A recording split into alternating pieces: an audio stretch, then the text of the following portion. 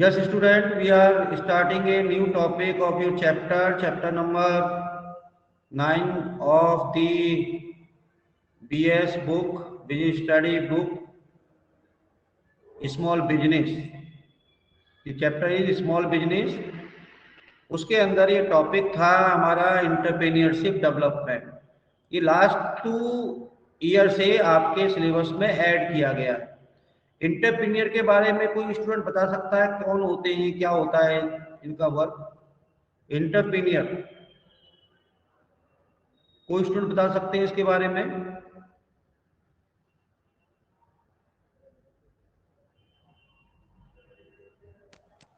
Sir जो yes अपने बेटा। खुद करके सर कंपनी शुरू कर दा है। एंटरप्रेन्योर, हाँ जैसे बिल्कुल। ओला। हाँ, ओला इन्होंने एग्जांपल दिया भैया ने। एंटरप्रेन्योरशिप इज द प्रोसेस, है ना, of development to improving the skills and knowledge of entrepreneur. Entrepreneur is the person who want to start a business, who want to take risk for starting new operation. तो उस person को proper knowledge and skills provide करना through the various training and classroom programs. It is called entrepreneurship development. Clear बेटा? तो entrepreneurship development is the process of improving the skills and knowledge of the entrepreneur through various training and classroom program. तो यहाँ पर entrepreneurship development refer to the progress of enhancing entrepreneur skills and knowledge through the structure training and provide the chance for start a business। उसे boosting करना इसका काम है। तो दी बार entrepreneur, अब देखिए इंटरप्रेन्योर जो वर्ड है ना वो कहां से आया है? ये फ्रेंच वर्ड से आया है, drive from the French word entrepreneur which means to undertake. ठीक है, फ्रेंच का एक वर्ड है इंटरप्रेन्योर, ठीक है, इससे ये आया है और इसका मतलब होता है to undertake. This refer of those who undertake the risk of new enterprises, जो रिस्क लेता है ना, अपने पास एक न्यू यूनिट स्टार्ट करने के लिए। तो the enterprise is create by the entrepreneur. अब यहाँ पर क्या है, एंटरप्रेन्योर प्रोसेस जो है ना वो उसका रिजल्ट है एंटरप्राइज। तो यहाँ पर अब हम समझेंगे the process of creation is called entrepreneurship. If the enterprise establish is the activity, है ना, so this activity by created by the entrepreneur is called entrepreneurship। Entrepreneur कोई इंटरप्राइजेस स्टार्ट करता है तो जो प्रोसेस वो अप्लाई करता है उसे स्टार्ट करने के लिए, तो this process is called entrepreneurship बेटा। Clear? So the term entrepreneur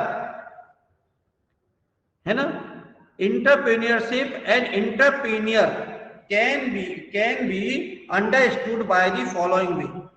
entrepreneur is the person who want to start a business, जिसके माइंड में है ना एक new unit, new organisation, new business है ना स्टार्ट करने का आइडिया है। वो रिस्क लेना चाहता है, उसको जो है प्लेटफॉर्म पर लाना चाहता है। ठीक है, वो है हमारा पर्सन जो इंटरप्रेन्योर है। नेक्स्ट जो प्रोसेस वो करेगा है ना to start a business, this process is called entrepreneurship. ठीक है, इंटरप्रेन्योरशिप। एंड जो इंटरप्रेन्योरशिप से, जो प्रोसेस से जो हमारा रिजल्ट आएगा वो होगा to establish the enterprise. Enterprise is outcome of the entrepreneurship process. Clear बेटे? क्लियर? यहाँ पर समझ में आ रहा है सबको? Yes sir. Yes sir. देखो देखो सर। मैंने जो है ना इस तरह का चार्ट बनाकर आपको बहुत अच्छी तरह से समझाने की कोशिश की है। तो entrepreneur is the person who want to start a business, who bear the risk for the starting a business. और entrepreneurship is a process, how can be start a new unit of the business, है ना। और जब हम process करते हैं उसके बाद जो आउटकम आता है वो एंटरप्राइज आता है, मतलब हमारा बिजनेस हमारे सामने दिखाई देता है। तो ये हमारा एंटरप्रेन्योरशिप डेवलपमेंट प्रोसेस है बेटा। Next, there are some characteristic of the entrepreneurship, there are some characteristic of the entrepreneurship. तो वन बाय वन इसको हम लोग स्टडी करते हैं, रीड करते हैं बेटा। There are 5 common characteristic of the entrepreneurship. Number 1 is systematic activity. Number 2 is lawful and purposeful activity. Number 3 is related to innovation. And number 4 is organization of product. And number 5 is risk taking capability. So there are 5 characteristics of the entrepreneurship. Okay. तो one by one इसको हम study करते हैं। Systematic activity, number first है systematic activity. तो entrepreneurship is A systematic step by step and purposeful activity.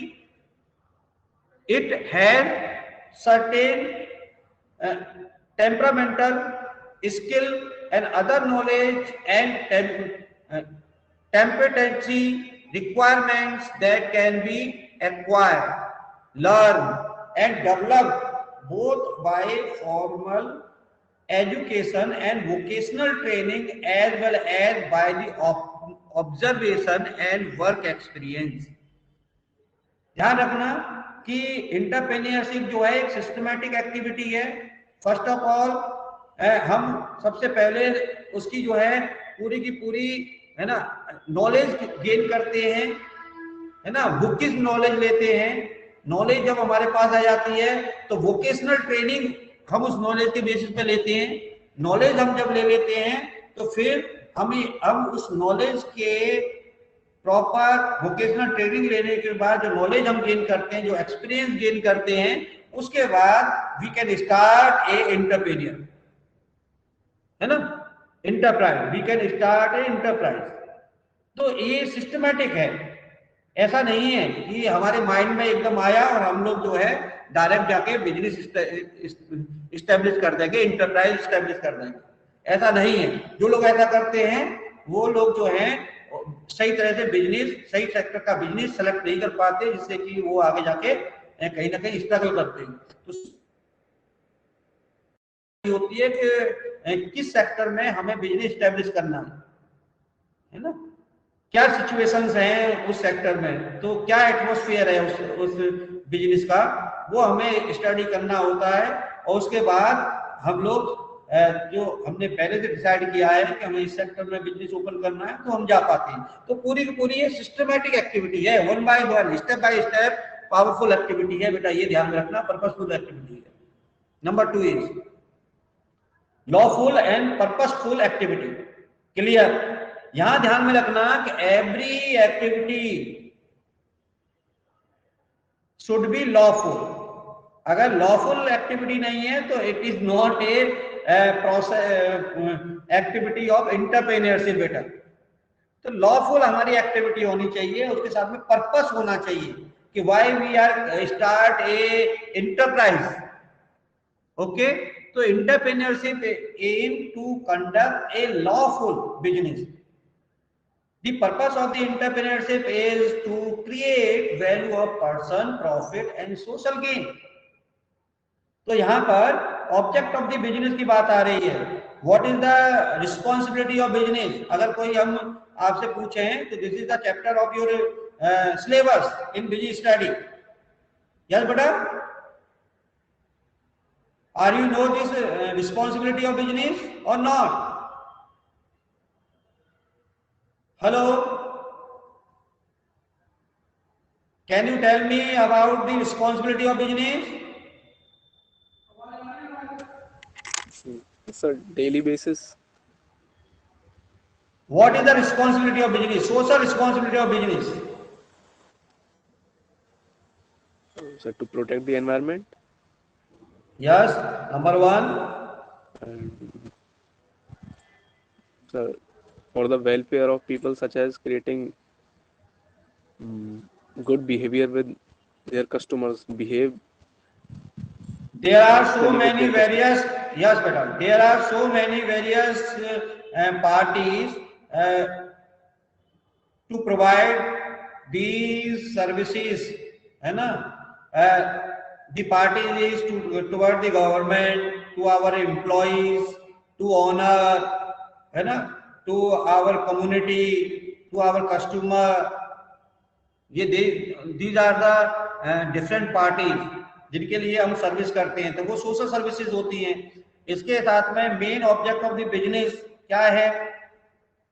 There are two type of objective of business. First is economical objective, second is social objective. तो यहाँ पर क्या है कि economic objective में हम लोग 3 पार्ट में डिवाइड करते हैं इकोनॉमिक ऑब्जेक्टिव को. जीपीएस सिस्टम मैंने आपको बताया था. ग्रोथ है ना, ग्रोथ, जीपीएस बताया था ना. प्रॉफिट और survival. Profit and survival, very good. तो ये इकोनॉमिक ऑब्जेक्ट है हमारे. तो उसी तरह से ऐसे सोशल ऑब्जेक्टिव होते हैं जिसमें कि सोशल रिस्पॉन्सिबिलिटी चैप्टर पूरा का पूरा आपकी बुक में है ना. समय पर हम टैक्सेस जमा करें गवर्नमेंट को, प्रॉपर एम्प्लॉयमेंट हम दें, है ना, सोसाइटी का डेवलपमेंट करें, वहां की सोशल वैल्यूज का रेस्पेक्ट करें, ठीक है. प्रॉपर कंटिन्यू जो है वो supply of the goods in market होना चाहिए, स्कैरसिटी ऑफ सप्लाई नहीं होना चाहिए, है ना. डिमांड के अकॉर्डिंग हमें सप्लाई करना चाहिए, है ना. कस्टमर की जो डिमांड है, जो उनकी नीड है, जो वो चाहते हैं, जिस टेक्नोलॉजी का प्रोडक्ट, जिस quality oriented product provide at the reasonable price. ये there are so many social and economical है ना ऑब्जेक्टिव ऑफ द बिजनेस. तो उसी तरह से हम जो एंटरप्रेन्योरशिप एक्टिविटी कर रहे हैं उसके अभी एक पर्पस होता है ना, to earn sufficient profit with think of the social services. Social service को भी हमें सोच के चलना पड़ेगा. तो entrepreneurship aim to conduct a lawful business. The purpose of the entrepreneurship is to create value for personal profit and social gain. Okay. Next is number 3 is related to innovation. This is the third important characteristic of entrepreneurship. Beta. So entrepreneurship involves a continuous search for new ideas because he take different trainings and development programs. So वहां से क्या होगा, उसके पास different ideas होंगे, है ना. तो entrepreneur क्या करता है, वो सर्च करता है different ideas, new ideas. It's create in the sense that it involve creation of value. The entrepreneurs produce goods and services they meet the need and want of the society. Clear? तो innovation करके हर businessman जब वो जिस field में जाना जाता है तो वो देखता है कि किस फील्ड में अच्छा फ्यूचर है, कहां पर डिमांड है उसकी, कहां पर वो डिमांड को वो पूरा कर सकता है. तो उसके लिए क्या क्या उसे अपडेट करना पड़ेगा, टेक्नोलॉजी को लाना पड़ेगा. ठीक है. तो ये यहाँ पर है. तो related to innovation. Number 4 is organisation of the production. हम ये देखते हैं बेटा कि there are so many people engage in different activities in our surrounding. Okay. So उन जो एक्टिविटी को कर रहा है, कौन सी वो प्रोडक्टिव एक्टिविटी है जो उसके फ्यूचर में काम आएंगी. आप भी अपने घर पर रहकर या फिर पर डे जो है वो डिफरेंट एक्टिविटीज करते हैं. कुछ एक्टिविटीज आप एंजॉय के लिए करते हैं, कुछ एक्टिविटीज आप जो है वो फ्यूचर में आपको अपडेट करें, आपको अपग्रेड करें, आपका डेवलपमेंट करें, इसके लिए करते हैं। तो एजुकेशन भी हमारा फ्यूचर ग्रो के लिए ही हम करते हैं, ठीक है। तो यहां पर ध्यान में रखना कि production required to the combined utilisation of diverse factor of production, ठीक है। There are 3 factors involve the business activity. First is capital, second is labour, third is land. ये ध्यान रखना। तो प्रोडक्शन करते समय हमें इन तीन चीजों को लेना ही है, capital, land and labour. But इनके अंदर टेक्नोलॉजी को भी अब यूज करना है। तो टेक्नोलॉजी को यूज करते हुए प्रॉपर प्रोडक्शन हम दें डिफरेंट सेक्टर्स में, डाइवर्सिफिकेशन ऑफ दी, है ना, production to the end provide the this type of product to our consumer. So entrepreneur mobilize these resources into the productive enterprise or firm. ये सभी जो उसके जो रिसोर्सेज हैं, जो मटेरियल है, उसका पूरा मोबिलाइज कर पाता है, करे वो। Next, number 4 and most important point is risk taking.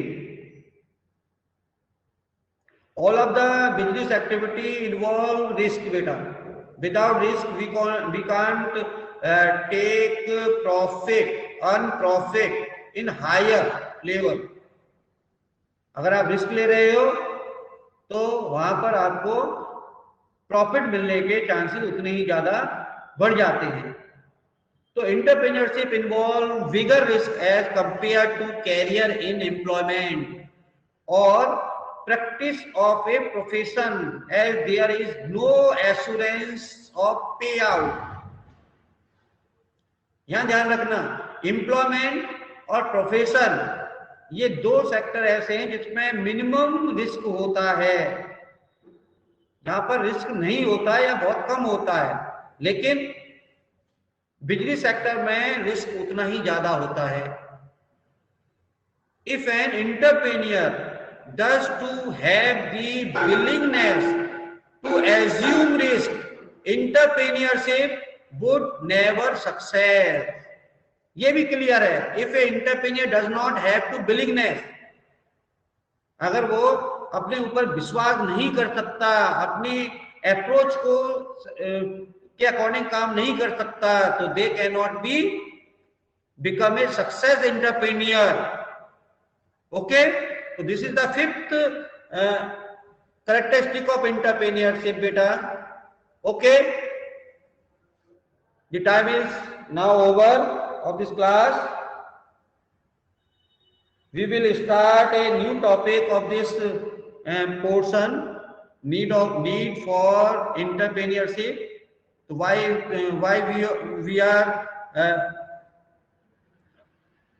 select entrepreneurship, ठीक है। तो उसके लिए हमें नीड फॉर एंटरप्रेन्योरशिप को पढ़ना है बेटा, और ये क्लास नेक्स्ट क्लास में मैं आपको, है ना, डिस्कस करने वाला हूं।